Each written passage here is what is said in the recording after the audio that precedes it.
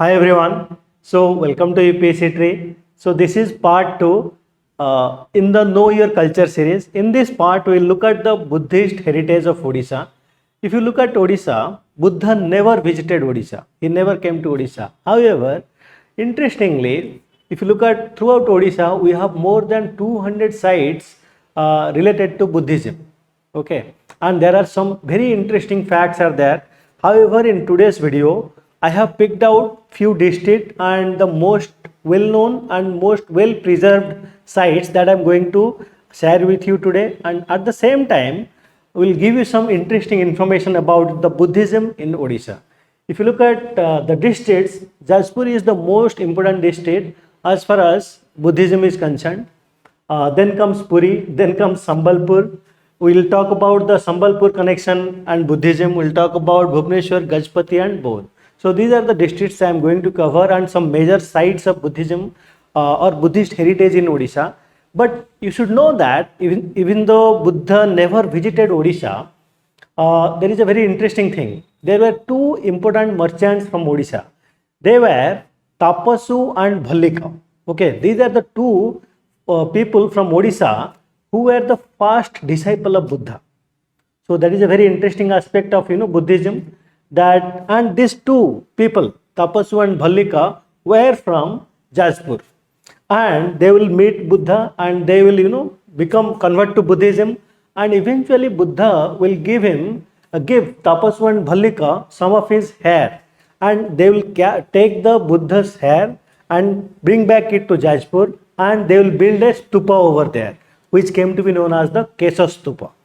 So that is the Jajpur connection, and apart from that, Jajpur has three most important aspects. Okay, they are, if you look at say Ratnagiri is there, Udayagiri is there, and Lalitgiri is there, which is known as the Diamond Triangle of Odisha, that is associated with Buddhism.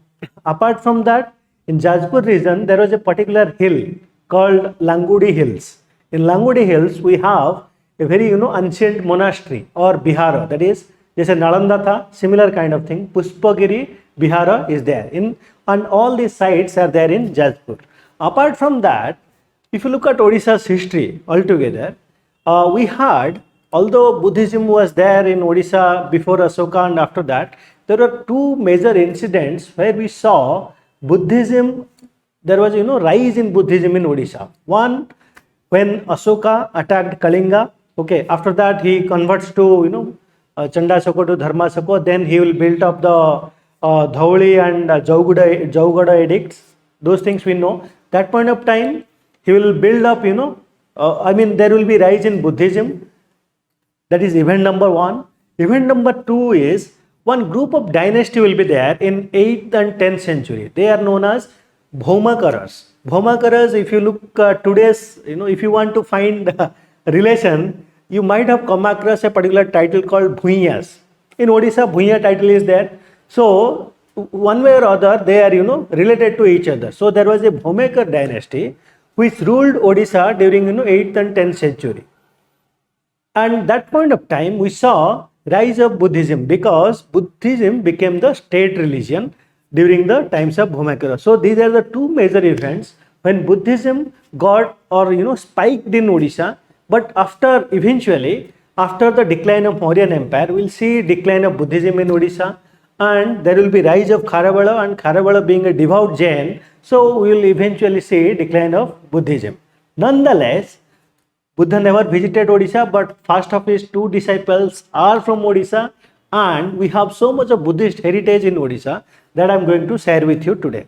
First of all, let's look at the Diamond Triangle of Odisha and Pushpagiri, Bihar. Then we will come back to you and tell you the connection with Puri.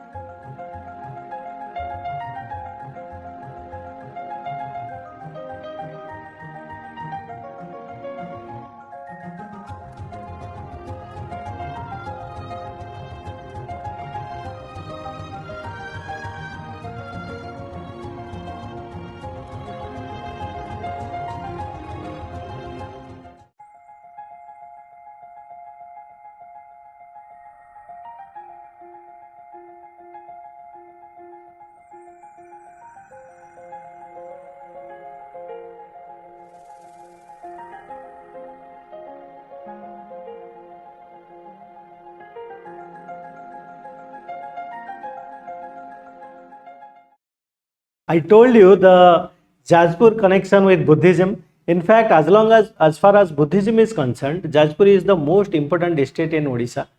But moving on, we had a very interesting connection of Buddhism with Puri as well. In Puri, we have two important sites. One of them is Kuruma. Kuruma is near about Konark ke aaspaas hai. But moving on, there is another very interesting aspect of Buddhism in as far as Puri is concerned. Puri में एक तहसील है which is known as Delanga. Okay, and there was a Buddhist scholar whose name was Acharya Dignaga. And Acharya Dignaga used to reside in that particular region. And in fact, scholars believe that the Delanga name is derived from a Buddhist scholar, that is Dignaga. Okay, and this was a UPSC 2022 question. Okay, so that is a very interesting aspect of Puri, Delanga, and Acharya Dignaga, that is the Buddhist scholar who resided in Puri. Now, Sambalpur also had a very interesting connection with Buddhism, which most of us don't know about. See, if you look at Sambalpur, we know that after the death of Buddha, Buddhism, we see different schools emerging. Hinayana, which is known as the lesser vehicles, Mahayana, which is known as the greater vehicle. Apart from that, we see tantric element will start appearing in Buddhism. Okay, and the tantric element or tantric Buddhism, we have three major schools. What are they? One is Vajrayana. Vajrayana matlab the vehicle of thunderbolt, Vajra. Okay, and we have Kalachakrayana and Sahajayana. All of this tantric Buddhism, in fact, there is a scholar. The scholar's name is Taranath, and he is a Tibetan scholar, and he attributes that Vajrayana school of tantric Buddhism in fact originated or founded by a king of Sambalpur, which most of us don't know about. That is King Indrabhuti. King Indrabhuti of Sambalpur in fact will found the Vajrayana Buddhism. And tantric Buddhism had its roots in Odisha. That is one important aspect of Buddhism that you should consider. So by now you know Buddhism and its Jajpur connection, Buddhism and its Puri connection, and Buddhism and its connection with Sambalpur and the king of Sambalpur, and how he was associated with creation of Vajrayana school of Buddhism. Apart from that, there is very well known site in Bhubaneswar, near about Bhubaneswar, that is Dhauli. But this is, we cannot call it a Buddhist antiquity because it is relatively a new architecture created by Indo-Japan Association or collaboration. So very interesting site, and most of you might have visited this one also, very well known site. Apart from that, we have another interesting monastery that is in Jirang. Jirang is in Gajapati district. Okay, and this is a monastery which called as the little Tibet of Odisha. This was built during after the 1962 war. In fact, when Dalai Lama will be prosecuted by the Chinese, he will take shelter in India. Some group of them will take shelter in say Dharamsala, and some group also will go and come to Odisha and build a monastery in the Jirang region. So this is a very interesting monastery. So I'll show you two of these videos, very interesting monastery, and watch them, and then I'll come back to you again.